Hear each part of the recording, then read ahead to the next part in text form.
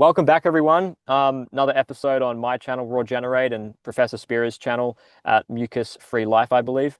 And we did an episode, about 2 years ago, and we covered a lot. And I really think that right now there's no better time than the day and age we're in right now, with the rise of people falling off the transition, ignoring the transition, not having anything to do with genders, guys. This is to do with diet, with the transition diet. I think Spira mentioned, we discussed that last time. Like, don't let them steal that word from us. This Yeah, is yeah, a right. transitionary diet. This is a system that we need to follow.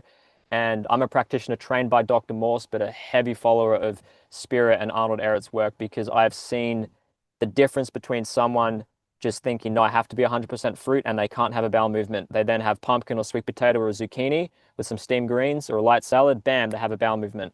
And why we have to work that system, and why, yes, the ultimate may be a frugivorous nature, a frugivorous lifestyle, that we are frugivores. But I would say beyond that, we ultimately, who knows what that could look like, and the paradise that we could have. And I really want to get stuck into today with Spira about why we're seeing this divide, this pushback, there's even conflict within our community still. This you're right, I'm wrong, you can't have that, you can't have that, opposed to the bigger picture of what are we actually doing? How are we going after our health? Understanding that we have ups and downs, understanding that we may have a higher high and a lower low, and not to be thrown off and then to think, oh, I have to go carnivore, I have to go some other extreme thing. And I've just noticed this a lot within my personal life, with people going back to these things after years of being vegan, of being on fruit, raw, transition diets. They've not understood clearly enough that they've gone back to just eating the very things that got them into that problem in the first place. So, yeah, without further ado, Spira, thanks so much for connecting and being here today with me. And I'm so keen to get stuck into these things. Yeah, man. Thanks for having me. And it's always a pleasure to talk with you and Mucus's diet healing system. That's what I've been Yeah. doing for the past 23 years. When I Mm, started off, I was over 300 pounds. I always had to show the before and after. This was hmm 23 years ago. Wow. Had all kinds of ailments. The laundry list of issues of sleep apnea. I had a sleep CPAP unit on every Mhm. night at the age of 19. Basically, like, I need oxygen at night to be able to breathe. The doctor told me that I'd die if I didn't use it. Yeah. Allergy medication since I was 5, 6, 7 years old. Uh, Chronic migraine headaches every day of my life. Chronic bronchitis, just bouts of bronchitis every year, and a number of other issues all changed within 6 months.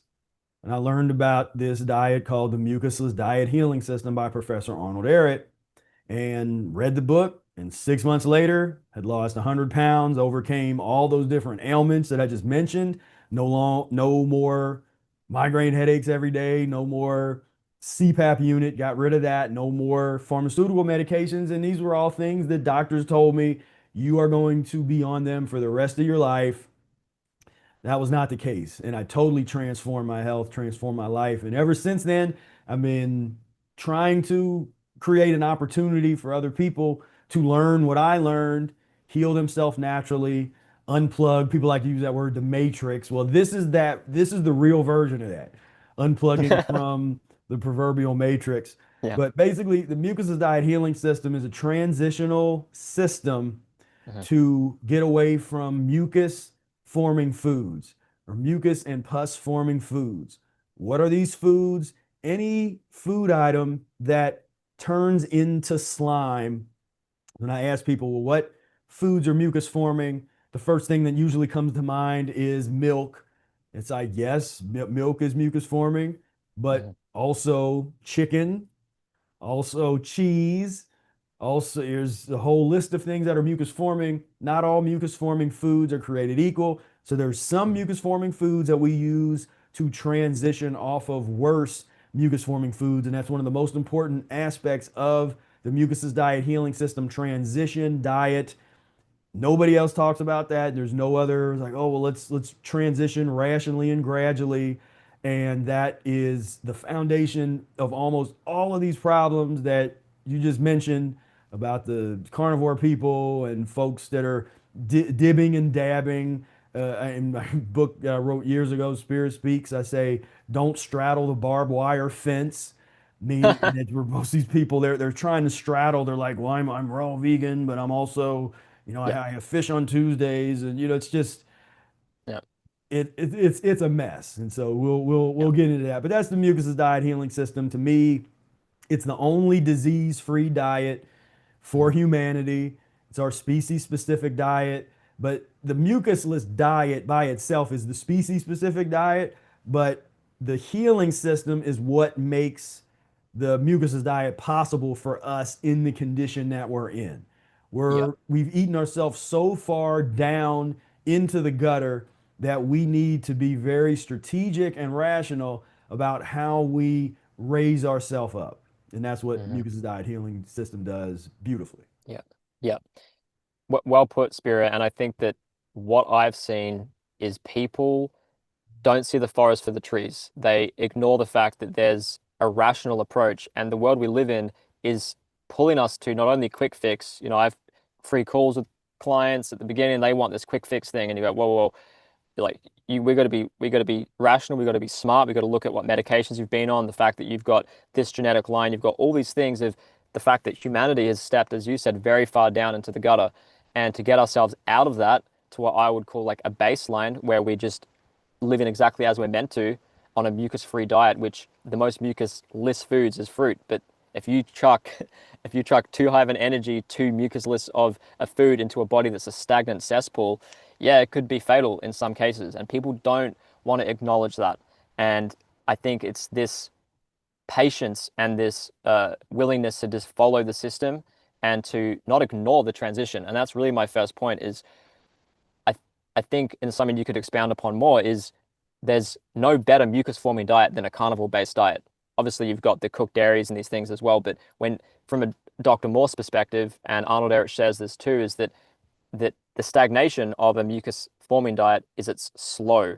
There's like a stagnating cesspool forming, and when you go back to stimulant foods as well, like a protein food that is mucus forming and stimulative, you get this illusion of healing, temporarily so. But I've seen people that Right. long term that go back to that, they generally come back going, I'm in a much worse spot than before. So Exactly. to just re-emphasize, Spira, the importance of the transition, the importance of let's say there's someone that comes in with a problem, like what are some things they can do to not get so rushed and to not feel like, oh, I've got to have this result in 6 months. I got to have this in this amount of time. And and and for me, just as a side note, when I've shown clients this, that's a relief to them, actually. Hmm. Not that I know you are going to get rid of this in this amount of time. No one can say that. But what we can say is that when you get yourself on this path, there might be periods where you can do more fruit, more juicing, where you aren't able to do that. This toing and froing, this ebb and flow and why we're seeing such a reintroduction, I feel, of a massive increase in the most mucus forming diets we have, which also karmically not great, and that's these meat heavy carnivore based diets with also a side of stimulants from coffee. Yeah, I mean it's tragic, but it's not new. And Arnold Ehret even talked about, the one-sided meat diets and so Mm, many of these little fads, they reinvent themselves and every 5, 10, 20 years, the same thing comes back around. Arnold Ehret was talking about the old fad of the milk diet. And that's then right. years later, it's like, well, they've been selling Slim Fast and all these. That's basically an elaboration of a milk only type of diet. People I mean, I've met people that are like, I did the beer and white bread fast. And I mean, I've literally had somebody tell me that they fasted, they considered that a fast, or they ate nothing but white bread and drank beer.